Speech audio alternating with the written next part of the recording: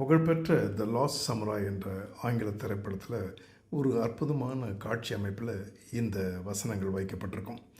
அதில் என்னென்னா, the last சமுராயாக நடித்த கென் வாட்டனபே டாம் க்ரூஸினை பார்த்து கேட்பார், you believe a man can change his destiny? அதற்கு டாம் க்ரூஸ் ஒரு ஆழ்ந்த சிந்தனை உள்ள இப்படி ஒரு பதிலை தருவார், I think a man does what he can until his destiny is revealed to him.